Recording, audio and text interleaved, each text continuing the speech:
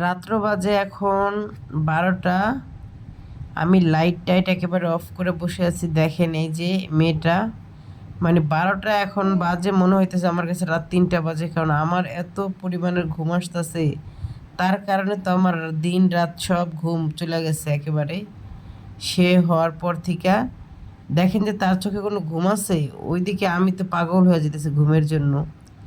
আর আমি তো তারে পায়ের উপরে যে শোয়াই রাখছি, সে শুয়ে থাকবে না, মানে কোলে উঠবে। আর কোলে নিলেও কান্না করতেছে, তো পায়ের উপরে শোয়াই রাখছি। একটু মোবাইল দেখতেছি, ভাবলাম মনে হয় ঘুমাই যেতেছে না, কোনোভাবে সে ঘুমাইবে না। তার নিয়ে এখন কি করবো একটু বলেন আপনারা। আপনাদের কি কারো লাগবে? তারে তেলে পার্সেল করে পাঠাই দিই রাতের জন্য। একটু ঘুম টুম পাড়ায় সকালে আবার দিয়ে যায়েন। ইরামণি, ইরামণি, তুমি কি ঘুমাবো না? সবাইকে একটু গুড নাইট বলে দাও। Good night, good night, good night বলো, সবাইকে বলো, সবাইকে গুড নাইট। আমি এখন ঘুমু দিব, তোমরা কি করবা? ইরামণি, আম্মু কই রে? আম্মু কই? আমার ইরা পাখি কই? এই কি নুলু বাই করতেছি, নুলু বাই করতেছি। না না না, ইরামণি, আমার পাখি,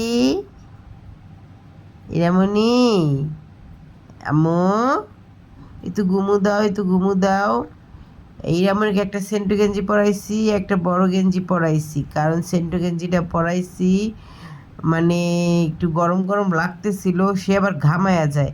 আমার কাছে মনে হয় যেন কি তার মনে হয় শীত লাগে, আসলে না। সে দেখি ঘামায়া যায় আর কান্নাকাটি শুরু করে দেয়, আবার ফ্যান ছেড়ে দিতে হয়। তো এই কারণে সেন্টু গেঞ্জি আবার পরে রাখি না, এর উপরে একটা গেঞ্জি পরাই দিছি, যে শীত লাগলে এটা দিয়ে ঢাকা থাক। কিন্তু তার কাছে গরমই লাগে, শীত আর লাগে না। আমার কাছে শীত লাগে, এখন শীত পড়ে যেতেছে না বলেন।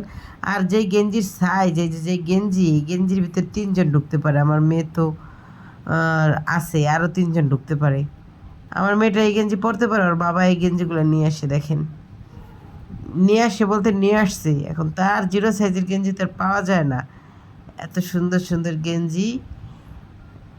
ইরামণি, আম্মু, ইরামণি বলো আমি এখন ঘুমু দিব, তোমরা তোমাদের সবাইকে গুড নাইট বলো। আমি এখন ঘুমু দিব, গুড নাইট।